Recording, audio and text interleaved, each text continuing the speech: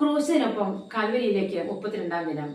വിശുദ്ധ മത്തായി സുവിശേഷം 7-ാം അധ്യായം 3-ാം തിരുവചനത്തിൽ പറയുന്നു, നീ സഹോദര കണ്ണിലെ കല്ല് കാണുകയും നിന്റെ സ്വന്തം കണ്ണിലെ തറിക്കഷ്ണം ശ്രദ്ധിക്കാതിരിക്കുകയും ചെയ്തത് എന്തുകൊണ്ട്?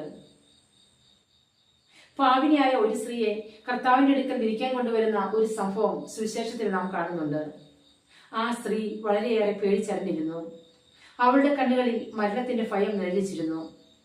അവൾക്കറിയാമായിരുന്നു താൻ പാപിനിയാണെന്നും കർത്താവിന്റെ കരുണയ്ക്ക് താൻ അർഹയല്ല എന്നും. എന്നിട്ടും അവൻ അവരോട് പറഞ്ഞു, ഈ സ്ത്രീയെ വിധിക്കുവാൻ മാത്രം ഹൃദയശുദ്ധിയുള്ളവരാണോ നിങ്ങൾ? നിങ്ങളിൽ പാപം ചെയ്യാത്തവൻ ഇവളെ കല്ലെറിയട്ടെ.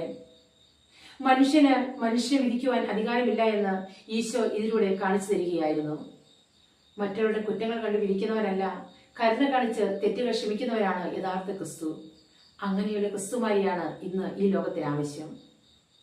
മനുഷ്യൻ ആരായിരുന്നാലും ഏതവസ്ഥയിലായിരുന്നാലും അവനും കൂടി വേണ്ടിയാണ് ഈശോ ഈ ലോകത്തിലേക്ക് വന്നതും കുരിശിൽ മരിച്ചതും.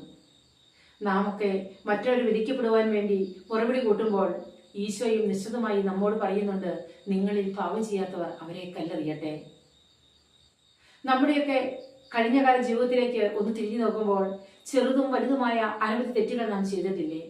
അപ്പോഴൊക്കെ ഈശോ നമ്മോട് പറഞ്ഞിട്ടില്ലേ, മകനെ മകളെ, നിന്നെ ഞാൻ വിധിക്കുന്നില്ല, സമാധാനത്തിൽ പോയിക്കൊള്ളുക, ഇനിമേൽ നീ പാപം ചെയ്യരുത് എന്ന്.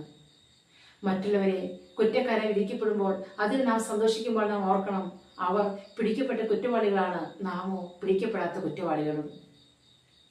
മറ്റുള്ളവരെ കുറ്റക്കാരായി വിധിക്കുവാനും മറ്റുള്ളവരെ കുറ്റം ചാർത്തുവാനും വേണ്ടി നാം മനസ്സ് കാണിക്കുമ്പോൾ ഓർക്കുക, മത്തായി സുവിശേഷം 7:1, വിധിക്കപ്പെടാതിരിക്കുവാൻ നിങ്ങളും വിധിക്കരുത്.